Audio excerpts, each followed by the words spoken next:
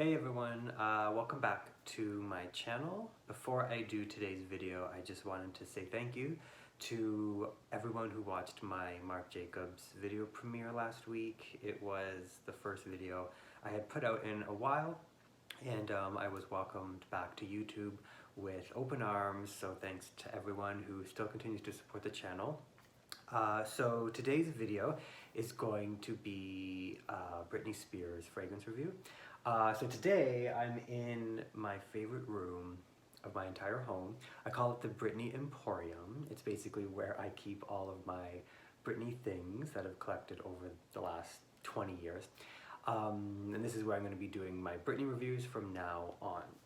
So today's video is, it's kind of special to me because the very first video I ever put on YouTube was way back in 2009, if you can even remember that time. And it was a Britney fragrance. It was Curious, which was the first fragrance that she ever put out. I did it with a friend of mine. And now here I am, all this time later, I'm doing another Britney review, and today I'm going to be talking about Festive Fantasy, which is one of her newer fragrances. Alright, so let's take a look at the box. So Festive Fantasy was released in 2020, and I have the 30 milliliter size here. So our box is the typical fantasy box, which has the sort of pyramid in the front with the different colors pertaining to the particular fantasy going around the side. So this time the pyramid part is a nice vibrant blue, and then we have pink, green, and a bit of purple kind of mixed in, striking across the box. I kept, when I first heard about this, I saw the box and everything, and the next day I kind of like forgot what the name of the fragrance was, and I kept calling it Ribbon Fantasy, to the point where I convinced myself it was called Ribbon Fantasy. And then, I realized, no, I am wrong. It shows off the colors of the bottle, as well as some glitter, just kind of preparing you for the festivities. And then Festive Fantasy is written on the front there.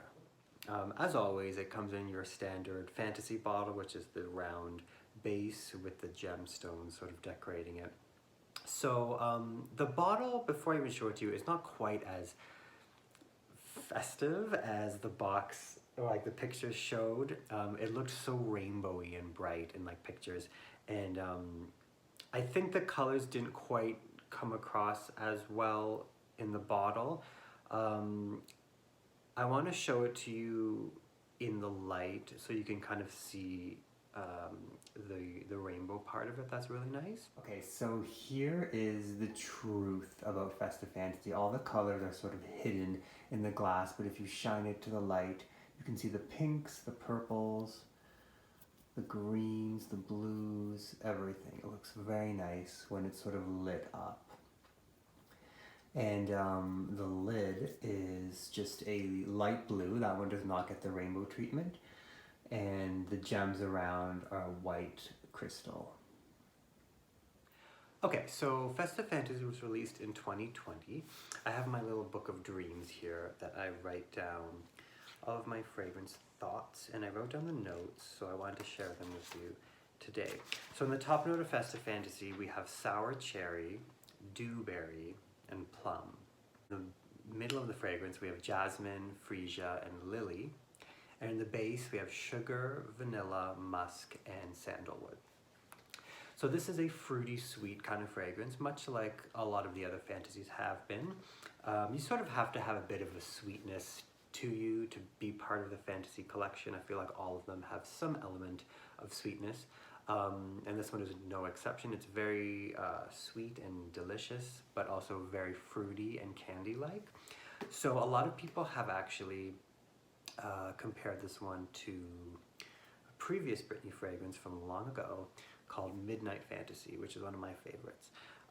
There are a lot of similarities, but we're going to touch upon the differences as well. So I'd say the main part of the top note is that sour cherry. It does have almost like a Sour Patch Kids, like the candy. that kind of smell to it. Like it smells sugary and sweet, but it is a bit sour. Like it has a little zing to it, which I guess is like the festive part of it all. And the plum makes it feel a little bit richer, like a heavy fruit. You know, whenever there's like blackberry or plum or those darker berries in fragrances, it kind of like, it adds a weight to the fragrance in terms of like the fruitiness and like that gumminess almost. And I feel like this one is like a heavy kind of like punch to the face with dark plum and that very candy, sweet and sour cherry that's sort of dancing around, and that little dewberry, which, you know, we forget about, which may or may not be there, but I feel like it is the plum and sour cherry Sour Patch Kids festive show right now. Very vibrant and very fruity. So the heart of the fragrance, we get the jasmine, the lily, and the freesia. Lily, I don't know what lily's doing. Like, when I smell lily in a fragrance, it's usually a pretty dominant floral. Like it gives you that really opulent white floral experience, but I'm not getting that in this fragrance. I'm not really getting a lot of the jasmine. It's the freesia that's kind of just, you know, that sort of easy breezy floral that's kind of coming out. I think the plum and the sour cherry really like went for gold, and like it's very dominated by that candied fruit aspect, and I don't find the fragrance very floral at all. I think the flowers, particularly the freesia, is just kind of balancing it out a little bit, making it a little bit softer, and helping us carry that top into the base of the fragrance, where we get the more sweeter, gourmand kind of notes. So the base of the fragrance has the sugar, the vanilla, the musk, and the sandalwood. So it is creamy. It does have that baked good quality to it. Not quite as much as the original Fantasy. It's not really cupcake. It's just like a creamy plum, like a creamy sour cherry plum. That's sort of the main signature of the fragrance. The musk and sandalwood are just kind of there for the dry down. Once everything is kind of gone and the fruits have finally kind of melted off, you just kind of get that kind of like a sugary musk that's left over on your skin, which I think a lot of the fantasies kind of end off in. So the festivities sort of fade off in that respect, and you can always kind of smell that sour cherry though, like even at the very end of it, when the flowers are long gone, you can still kind of smell that that darker fruit memory, but it kind of faded off into the vanilla musk. Now, going back to the Midnight Fantasy experience, I feel like you've probably smelled this one before. It's a classic Britney fragrance. And what's interesting is that these two fragrances actually share not one, but 5 notes. They have 5 notes in common, and that's sort of why I think a lot of people think that it smells like Midnight Fantasy. Now, if you recall, Midnight Fantasy has sour cherry and plum in its top note as well. So those two heavy, darker fruits, both of these fragrances share as part of the top experience. The flower that they share, that they have in common, is the freesia. So that's both present in the heart of Midnight Fantasy and in Festive Fantasy.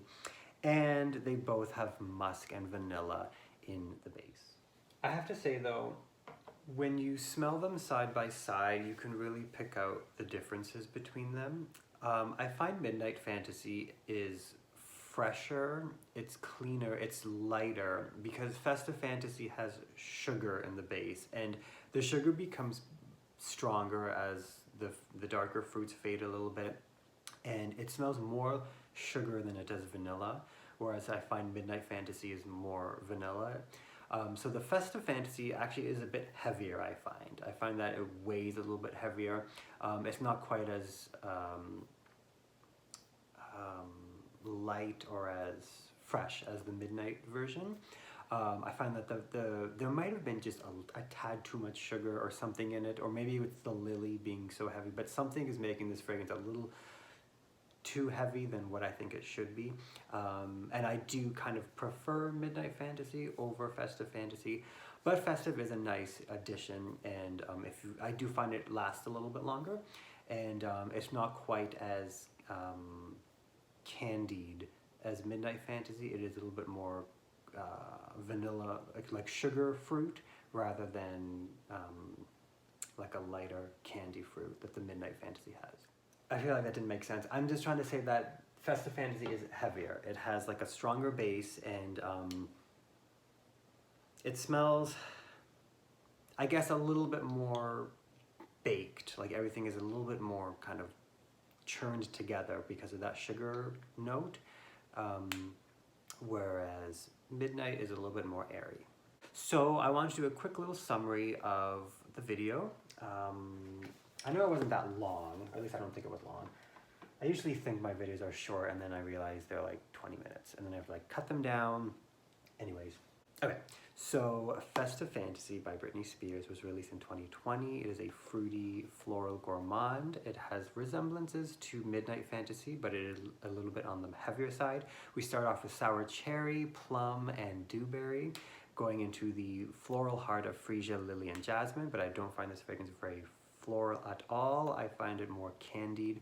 That darker fruit aspect is prominent throughout the entire fragrance, drawing down to a rather heavy, sugary vanilla base. And at the very end of the fragrance, we're just left over with some sugared musk and a memory of dark fruits. It does last quite a while, so that's kind of something that it has. And I think if you like Midnight Fantasy, then you definitely will like this one. And it might be just sort of like a new change for you if you've been wearing Midnight for a long time.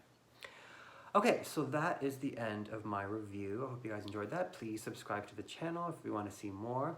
Please like the video if you do like it. And I would like to know in the comments below, what is your favorite fantasy fragrance? Not Britney fragrance, particularly the fantasy fragrance. I won't tell you what mine is. Midnight Fantasy is one of them, but it's not quite my favorite. Anyways, hope you guys enjoyed that video, and I'll see you next time for some more fragrance reviews.